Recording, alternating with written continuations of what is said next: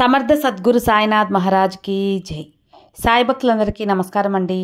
మన సాయినాథుని దయ వల్ల అందరూ సంతోషంగా ఉండాలి అని మనస్ఫూర్తిగా కోరుకుంటూ ఈ వీడియో స్టార్ట్ చేస్తున్నాను.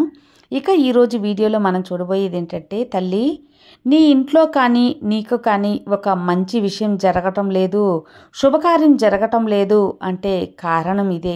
నువ్వు చేసే తప్పు ఇదే, నీకు తెలియకుండా నువ్వు చేసే తప్పు ఇదే. అది విని తెలుసుకో. రేపే నీకు ఒక మంచి శుభవార్త వింటావు, మంచి గుడ్ న్యూస్ నిన్ను చేరబోతుంది అని చెప్పి బాబాగారు మనకు ఒక మంచి సందేశం తీసుకొచ్చారండి. అది ఏంటి, బాబాగారు ఏం చెప్పబోతున్నారు అని సాయినాథుని మాటల్లోనే వినబోయే ముందు మన ఛానల్ ఎవరైనా ఫస్ట్ టైం కానీ చూస్తున్నట్లయితే సబ్స్క్రైబ్ చేసుకొని బెల్ యాక్టివేట్ చేసి ఆల్ అనే ఆప్షన్ని క్లిక్ చేస్తే నేను కొత్త వీడియో పెట్టిన వెంటనే మీ వరకు వచ్చేస్తుంది. వీడియోస్ కానీ నచ్చితే తప్పకుండా లైక్ చేసి సపోర్ట్ చేయండి ఫ్రెండ్స్.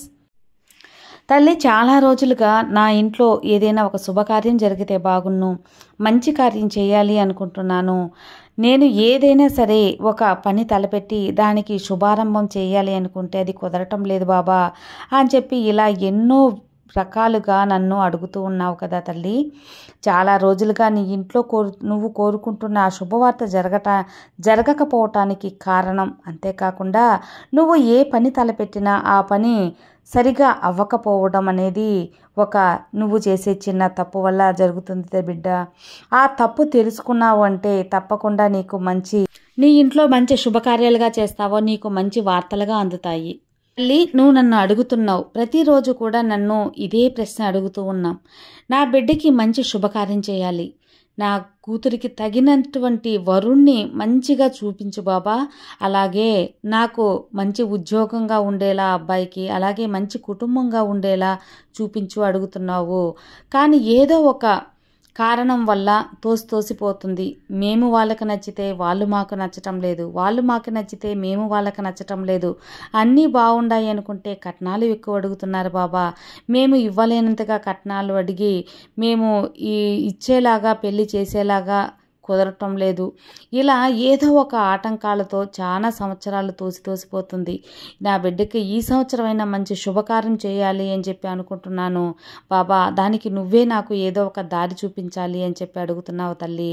అంతేకాకుండా నువ్వు తలపెట్టిన నీ ఇంటి పని ఇంకా పూర్తి కాలేదు.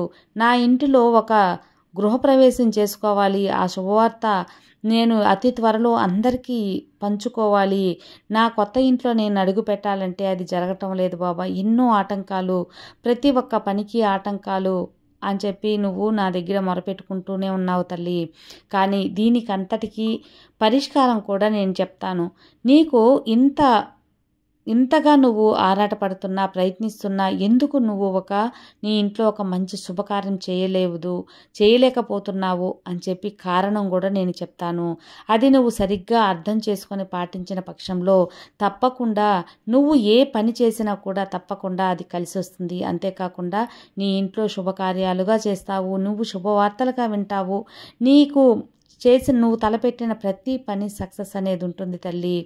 ఏం లేదమ్మా, నువ్వు ఎక్కడికి ఎవరింటికి వెళ్ళినా కానీ ఉత్తి చేతులతో వెళ్ళకు. వాళ్ళ ఇంట్లో పిల్లలుంటారు, కొంచెం నీ దగ్గర ఎదురు చూసేవాళ్ళు ఉంటారు. వాళ్ళు నిరుత్సాహపడకుండా ఏదో ఒకటి తీసుకెళ్తూ ఉండు. ఎవరైనా సరే ఎప్పుడైనా ఏదైనా గుడికి వెళ్ళినప్పుడు ఎవరైనా చేయి చాచి నిన్ను అడిగినప్పుడు లేదు అనే మాట లేకుండా ఎంతో కొంత దాన ధర్మం అనేది చేస్తూ ఉండు. ప్రతిసారి ఇవ్వలేకపోయినా ఏదో ఒక సమయంలో అయినా అంత చెయ్యి చాచి నువ్వు ఇస్తూ ఉన్న సమయంలో నీకు మంచి జరుగుతుంది తల్లి. చిన్నపిల్లలకు ఒక ఇంటికి నువ్వు బంధువులుగా వెళ్ళినప్పుడు ఆ ఇంట్లో చిన్నపిల్లలు ఎదురు చూస్తూ ఉంటారు. వాళ్ళు ఎంత ఉన్నవాళ్ళైనా, ఎంత ధనవంతులైనా సరే ఆ ఇంట్లో పిల్లవాళ్ళు ఏదైనా తెస్తే బాగున్ను, చుట్టాలు ఏదైనా తెస్తే బాగున్ను అనుకున్న పక్షంలో నువ్వు ఉత్తి చేతులతో వెళ్ళినప్పుడు వాళ్ళు నిరుత్సాహపడతారు. ఇదంతా నీకు శాపంగా మారుతుంది తల్లి. ఎవరైనా వెళ్ళినప్పుడు బయట వాళ్ళు నిన్ను దానం అడిగినప్పుడు వెంటనే ఒక్క నిమిషం ఆలోచించకుండా లేదు వెళ్ళిపో అంటావు. నీ దగ్గర ఉన్నంతలో ఎంతో ఒకంత ఇవ్వాలి అనే ఒక ఆలోచనే నీకు లేకుండా పోయింది. ఒక పండో ఎవరికో ఒకరికి ఆకలి తీర్చినప్పుడు నీకు అది మంచి కలుగుతుందమ్మా. ఎప్పుడైనా సరే నీది పెట్టే చేయగా ఉన్నప్పుడే నీకు భగవంతుడు దోసిటి నిండా అనేది ఇస్తాడు. అలా కాకుండా ఎప్పుడు లేదు అట్లా కాకుండా నువ్వు ఎవరికి ఏది అంత ముట్టనివ్వకుండా ఉంటే నీకు కూడా భగవంతుడు ఏది కూడా ముట్టనివ్వడు తల్లి, నిన్ను ముట్టనీయకుండా చేస్తాడు. కాబట్టి నువ్వు చేసే తప్పు ఇది.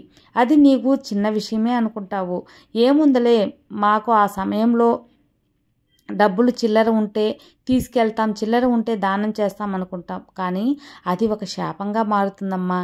వాళ్ళు అడిగినప్పుడు, ఇతరులు నిన్ను సాయం చేసి భిక్ష అడిగినప్పుడు నువ్వు ఇవ్వను అని ఒక్క మాటలో ఏముందలే అని అడిగినప్పుడు వాళ్ళ మనసు వచ్చి ఏంది ఇంతేనా ఏమి అన్నంత నిన్ను కేవలంగా చూసి మనసులో ఎంతో బాధపడతారు. అదంతా నీకు శాపంగా మారుతుంది. కాబట్టి నువ్వు ఏ పని తలపెట్టినా అది నిర్విఘ్నంగా పూర్తి అవ్వకుండా ఏదో ఒక ఆటంకాలు వచ్చి నీకు చాలా సమస్య అనేది చేకూరుస్తుంది. జరిగితే బావును అని నీ ఆరాటం అంతా ఆవిరైపోతూ ఉంది. కారణం ఇదే తల్లి. కాబట్టి ఎక్కడికైనా వెళ్ళేటప్పుడు ఎవరైనా ఏదైనా అడిగినప్పుడు మ్యాక్సిమం ఇవ్వటానికి ట్రై చెయ్యి. ఇవ్వటానికి ట్రై చేసినప్పుడు నీకు భగవంతుడు దానికి రెండింతలు ఇస్తాడన్నమాట అని చెప్పి బాబాగారు మనకు ఒక మంచి సందేశం ఇచ్చాడండి. ఇది 100% నిజం ఫ్రెండ్స్. నేను చాలాసార్లు కూడా గమనించున్నాను, నాకు కూడా చాలా అనుభవం అన్నమాట. మనం ఏమనుకుంటాం, చిల్లర మార్చాలి, అయ్యో 50 రూపాయల కాగితం ఉంది, వీళ్ళకి ఒక 5 రూపాయలు ఇద్దామంటే చిల్లర లేదు అని చెప్పి టక్కుని లేదు అనేస్తాం. అదంతా వచ్చి వాళ్ళు నిరుత్సాహంగా మన వైపు ఒకలాగా చూస్తూ వెళ్ళిపోతూ ఉన్నప్పుడు మనసు మనకు కూడా కలుక్కంటుందన్నమాట. అదంతా వాళ్ళు మనసులో నాకు డబ్బులు ఇవ్వలేదనే వాళ్ళ ఒక విసుగులో వాళ్ళు భిక్షాటం చేసుకునే వాళ్ళు ఒక మనసులో వచ్చి ఒక కష్టపడుతూ ఉంటారు.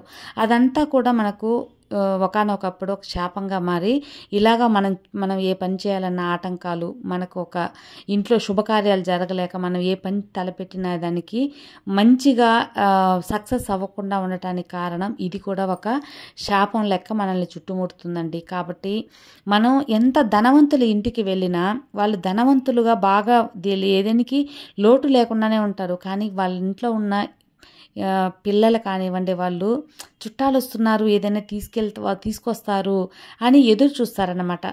అట్లా కాకుండా మనం వీళ్ళకి ఏందిలో తీసుకెళ్లేది, వీళ్ళకి లేనోళ్ళు అని మనం ఆ ఉద్దేశంతో అనుకున్నా కానీ ఆ పిల్లల మనసు మన ఒట్టి చేతులతో వెళ్ళటం చూసి నిరుత్సాహపడతారు. అదంతా కూడా మనకు ఉంటుందండి.